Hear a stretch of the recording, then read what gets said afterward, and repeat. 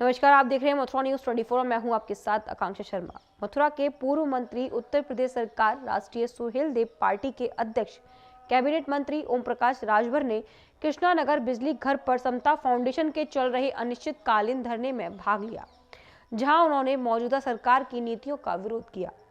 ओम प्रकाश राजभर ने मोदी सरकार पर जमकर निशाना साधते हुए कहा कि गूंगी बहरी सरकार को जगाने के लिए वह देश भर की यात्रा पर निकल चुके हैं।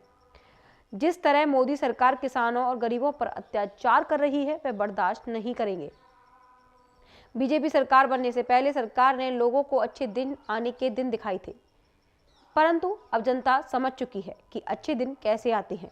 किसान लगातार आंदोलन कर रहे हैं, गरीब अपना हक मांग रहे हैं, परंतु सरकार है कि अपनी पूंजीपतियों और उद्योगपतियों के इशारे पर चल रही है। वहीं उन्होंने कहा कि इसी संदेश को लेकर वे मथुरा आई हैं। मथुरा आने का उद्देश्य हमारा है पार्टी के संगठन की समीक्षा है।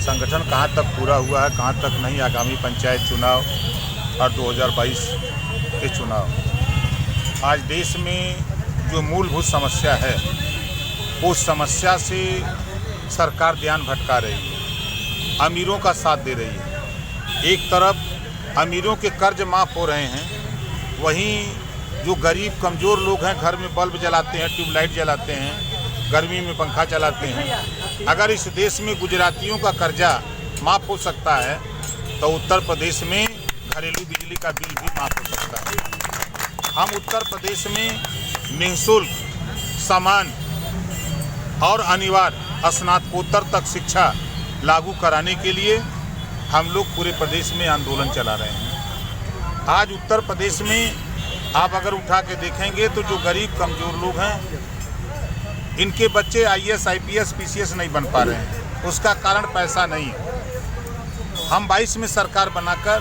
हम उत्तर प्रदेश में 250 निःशुल्क IAS, PCS, medical engineering coaching दे करके इन गरीब कमज़ोर बच्चों को भी हम ऊपर उठाने की व्यवस्था बनाने की तैयारी में हैं। मंत्री जी, राही जी का 63वां धरना प्रदर्शन है, इसके बारे में आप क्या कहेंगे?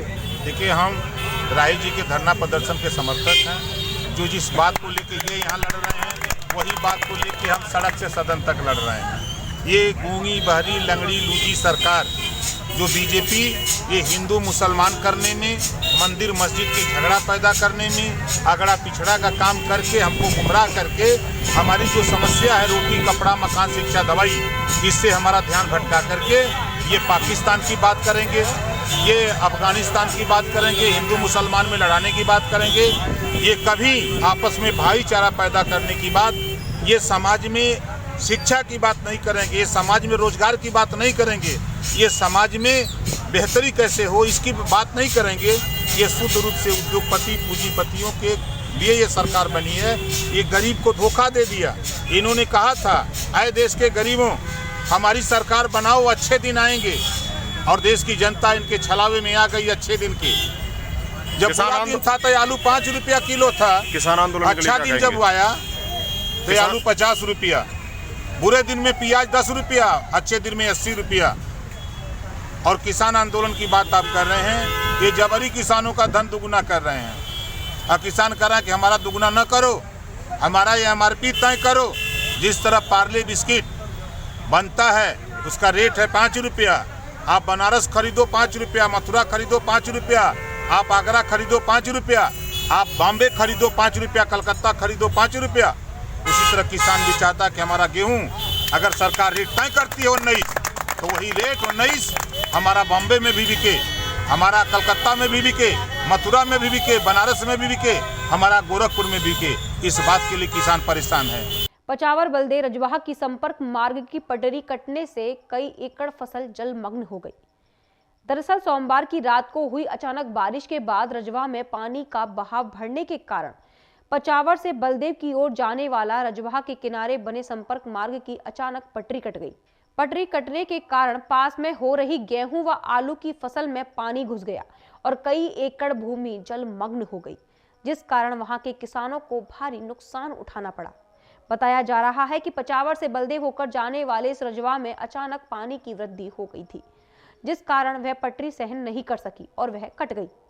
इसको लेकर वहां मौजूद किसान द्वारा प्रशासन से विभाग के खिलाफ कार्रवाई की मांग उठाई।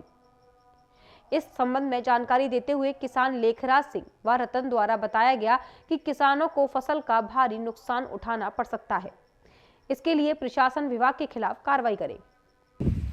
और ये मेरा इधर जंग खेती है।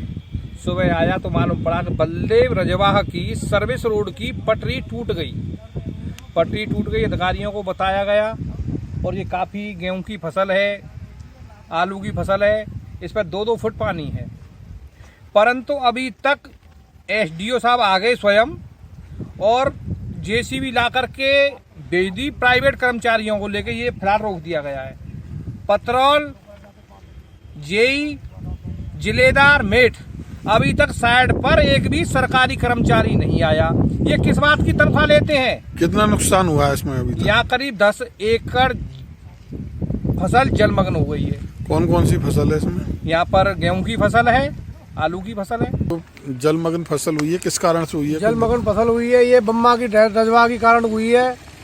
यहाँ के कर्मचारी कार्यकर्ता कुछ ऐसे हैं कि कभी भी कुछ भी कहो ना, इनके कानों पर जू रखती है ना कुछ भी। एमडी से शिकायत करो तो एमडी साहब कहते हैं कि देखेंगे, चलाएंगे। चीफ साहब से कहो, चीफ साहब से हमारे उपाध्यक्ष जी ने मैसेज किया था। उपाध्यक्ष जी ने कहा था कि भाई बम्बे में पानी नहीं आ रहा है, बम्बे की सड़कें टूटी हुई पड़ी है, कभी भी कोई भी घटना हो सकती है। ने पहली अवगत कराया था और देख लो आज उसी का ये कारण है। भरतपुर जिले में पहली बरसात के चलते कामा क्षेत्र के लेवड़ा गांव स्थित नवीन पीएससी अस्पताल भवन के कमरों से पानी टपकने लगा, जिसके चलते भवन निर्माण में लगी सामग्री की गुणवत्ता की पोल खुलने के साथ ही कई सवालिया निशान खड़े हो गए। ग्रामीणों ने बताया कि करीब 3 वर्ष पूर्व निर्मित नवीन पीएससी अस्पताल का निर्माण हुआ था, जहां पूर्व में भी ठेकेदार की लापरवाही के चलते अस्पताल के कमरों में दरारों के साथ साथ अस्पताल की पश्चिमी साइड की दीवार भी टूटकर गिर गई थी। लोगों का आरोप है कि ठेकेदार की लापरवाही के चलते अस्पताल में घटिया सामग्री का प्रयोग किया गया है, जिसके चलते अस्पताल में हर बरसात से ठेकेदार द्वारा की गई भ्रष्टाचार की पोल खुल जाती है। अस्पताल में बरसात का पानी भरने से मरीजों को खासी परेशानी का सामना भी करना पड़ रहा है, तो वहीं अस्पताल में रखी लाखों रुपए की दवाई भी पानी पड़ने के चलते खराब हो रही है। जब मामले को लेकर चिकित्सकों से जमीनी हकीकत जाननी चाहिए तो चिकित्सकों ने कैमरे के सामने आने से इनकार करते हुए कहा कि सब बड़े अधिकारियों का दबाव के चलते हो रहा है, हम कुछ भी नहीं कह सकते। लेकिन अस्पताल में कार्यरत महेंद्र सिंह ने बताया कि यह है कि मैं महेंद्र सिंह मेलर्स पीएससी लेवड़ा पर कार्यरत हूँ। इस नए भवन का अभी उद्घाटन भी नहीं हुआ है, सिर्फ हमने वैसे जनरली इसको है ना हैंडओवर ले लिया है। लेकिन जब से हमने हैंडओवर लिया है तब से लगातार इसमें जो खामियां हैं वो उजागर हो रही हैं। पहले तो दीवार में दरारें आ गई, उसको ठेकेदार द्वारा दुरुस्त करा दिया गया। उसके बाद में इसकी जो बाउंड्री थी वो गिर गई, उसको भी सही करा दिया गया। और अब 2 दिन से लगातार थोड़ी थोड़ी बरसात हो रही है, तो जो मुख्य बिल्डिंग है जो ओपीडी है हमारी, ओपीडी आईपीडी चलती है, लेबर रूम है, वहाँ की छतें 2-3 जगह से लगातार टपक रही हैं। तो मैं तो यही कहना चाहूँगा कि ठेकेदार इसको अविलंब दुरुस्त कराएं, देखें आकर के मौके पे। 3 बजे हमने मरीज को लेकर आए, डिलीवरी लेकर, तो हम यहाँ आए, ये 3-4 कमरे चचा रहे थे, जिसमें हम चचा वाले वो ऊपर से तेल भरा और पूरी गैलरी में पानी था। फिर हमने सुबह दूसरे कमरे में चर्चा करी, जब जाकर हमारी डिलीवरी हुई है।